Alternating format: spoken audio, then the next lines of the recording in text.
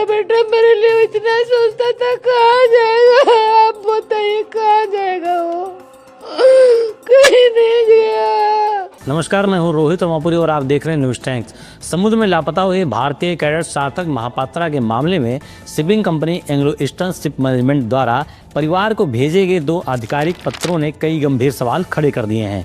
पत्रों में तारीख, समय, घटनाक्रम और तथ्यों को लेकर साफ विरोधाभास दिखाई दे रहे हैं, जिससे पूरे मामले की पारदर्शिता पर संदेह गहराता जा रहा है।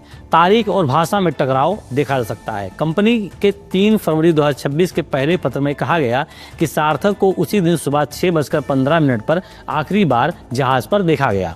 इसके बाद तलाशी, जनरल अलार्म, डीएससी अलार्म और एमआरसीसी मॉरिशस को सूचना देने की बात की गई। वहीं 5 फरवरी 2026 को दूसरे पत्र में कंपनी लिखती है कि 3 फरवरी को अलार्मिंग न्यूज मिली कि सार्थक जहाज पर नहीं मिल रहे हैं, जिसके बाद खोज अभियान शुरू किया गया। सवाल है कि अगर सुबह से कैडेट लापता था तो 2 दिन बाद इस तरह की भाषा क्यों? सीसीटीवी फुटेज और मोबाइल फ़ोन पर भी सवाल हैं। दूसरे पत्र में दावा किया गया है कि सीसीटीवी फुटेज में सार्थक को मोबाइल फ़ोन हाथ में लिए हुए कैजुअल कपड़े में केबिन से बाहर जाते हुए देखा गया, लेकिन पहले पत्र में ना तो सीसीटीवी फुटेज का जिक्र है और ना ही मोबाइल फ़ोन का। इतनी अहम जानकारी पहले पत्र में क्यों नहीं दी गई? साथ ही मां की चोट की जानकारी पहले से क्यों नहीं जिक्र की गई?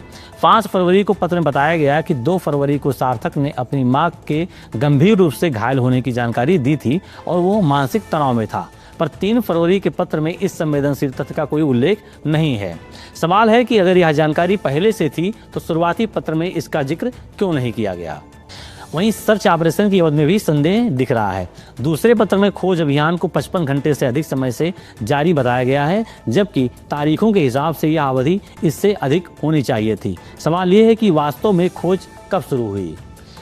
पत्र में लिखा गया है कि जो मेसमैन है वो ब्रेकफास्ट देने सार्थक के रूम में गया, जबकि जहाज पर काम कर चुके कई नाविकों का कहना है कि आमतौर पर मेसमैन तभी केबिन में खाना देने जाते हैं जब कोई क्रू सदस्य बीमार हों। अब सवाल ये है कि अगर सार्थक बीमार नहीं था तो उसके केबिन में ब्रेकफास्ट क्यों भेजा गया? ये अपने आप में एक बड़ा सवाल खड़ा कर रहा है। यदि वह ड्यूटी पर नहीं था तो चीफ ऑफिसर के साथ ड्यूटी पर कौन कैडेट उस समय था? वहीं समुद्री समुदाय में एक आक्रोश देखने को मिल रही है। सोशल मीडिया पर इसकी भरमार आप देख सकते हैं, लेकिन इस पूरे मामले को लेकर समुद्री समुदाय में भारी आक्रोश तो है ही, नाविक और उनके परिवारों के बीच ये सवाल गूंज रहा है कि आखिर सच सामने क्यों नहीं आ रहा है। हैरानी की बात यह है कि इतना गंभीर मामला होने के बावजूद अब तक कोई बड़ा नाविक संगठन खुलकर सामने नहीं आया। सवाल ये है, क्या नाविक संगठनों की यह चुप्पी पूरे सिस्टम पर दबाव का काम कर रही है? क्या इससे परिजनों को न्याय मिलने में देरी हो रही है? इन तमाम विरोधाभासों में न सिर्फ परिवार की चिंता बढ़ाई है, बल्कि पूरे सर्च ऑपरेशन और सूचना तंत्र की जो विश्वसनीयता है उस पर भी सवाल खड़े कर दिए हैं। परिजन और समुद्री समुदाय की मांग है कि डायरेक्टर जनरल ऑफ शिपिंग इस मामले की स्वतंत्र, निष्पक्ष और पारदर्शी जांच कराएं।